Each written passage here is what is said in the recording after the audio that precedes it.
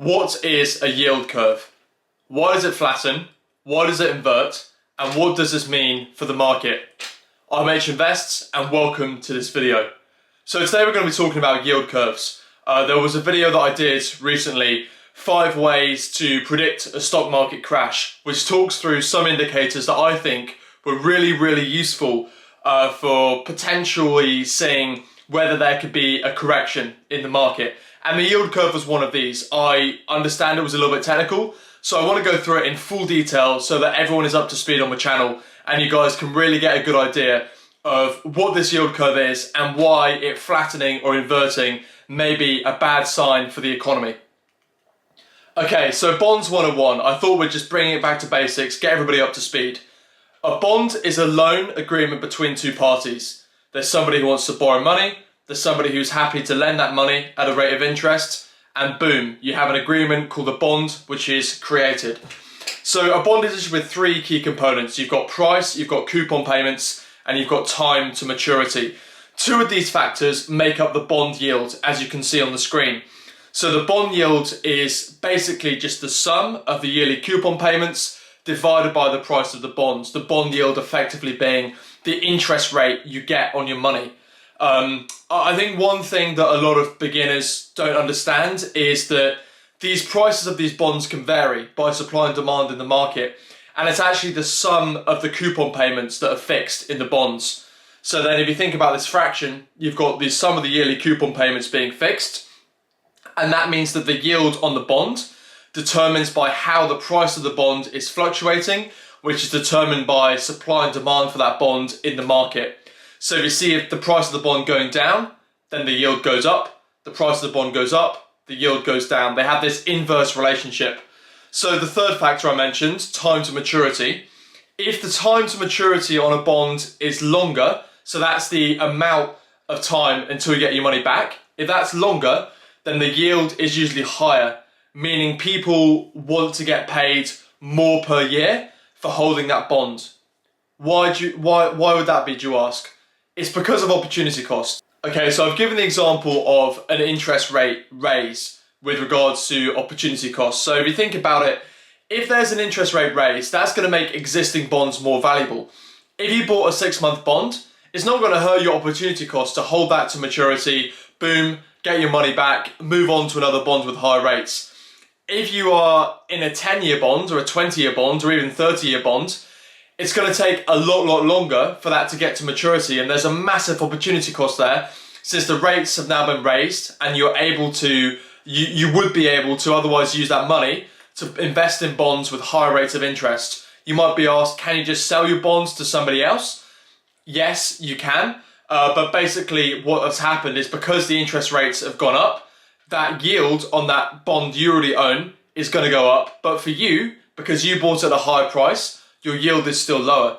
So the price of that bond is being driven down. The interest rates have gone up. So why would a low interest rate bond be valuable? It wouldn't. And therefore what happens is the price of the bond goes down and you would have to sell that bond at a loss.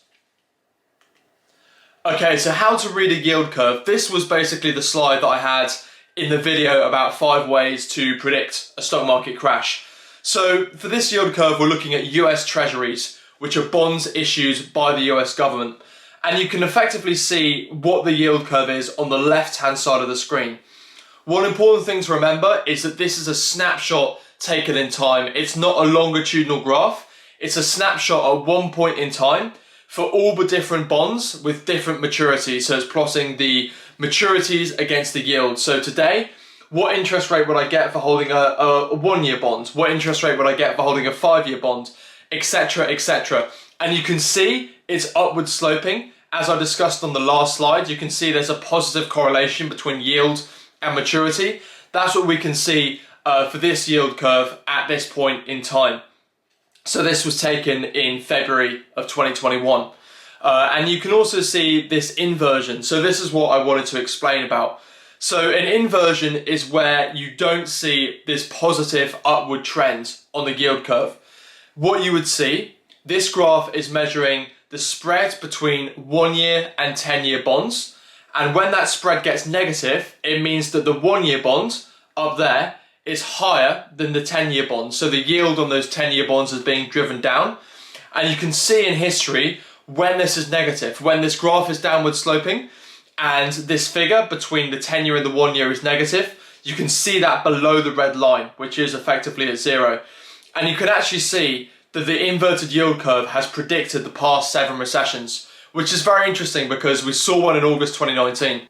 So that's basically what a yield curve is and how it inverts.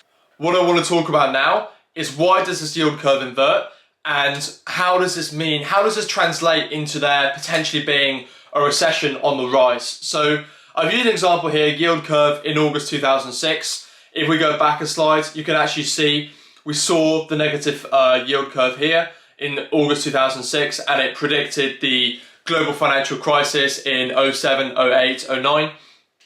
And yeah, you can see the yield curve here. So effectively, the important thing to remember about this yield curve is the short-term yields are mainly influenced by central banks, in this case the Federal Reserve, because we're looking at the US. In the long term, the yield on the bonds are mainly influenced by investors. So why would that be? If you think about when the Federal Reserve decides to change interest rates, decides to change those coupon payments, that's going to filter into those short-term bonds very, very quickly.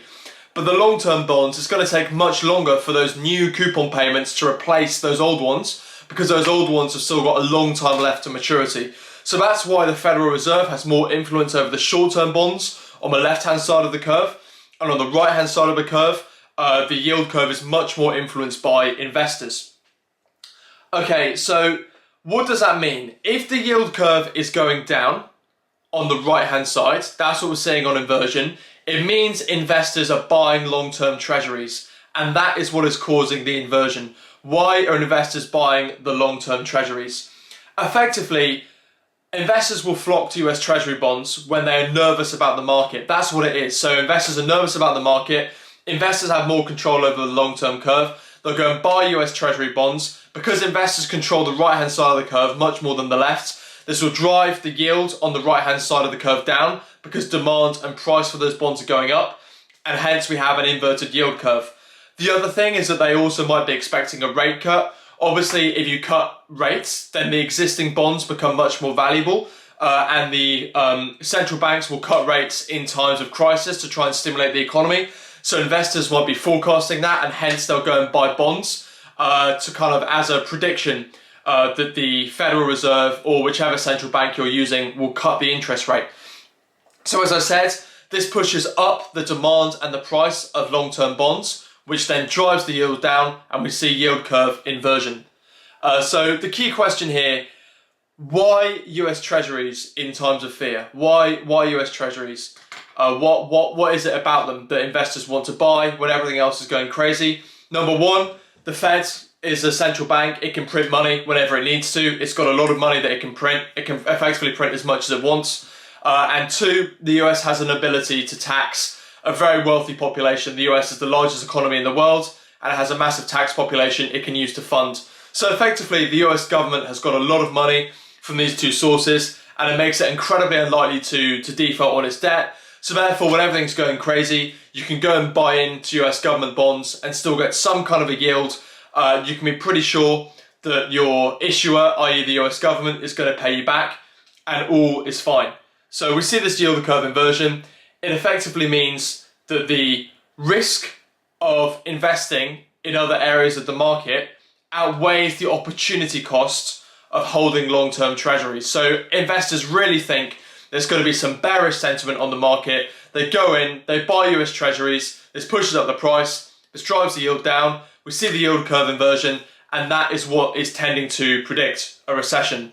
So that's effectively it from me. I hope you enjoyed the video on yield curves. Please let me know questions, video suggestions down in the comments. Yeah, I hope you guys enjoyed. I've been H Invests, and until next time, happy investing.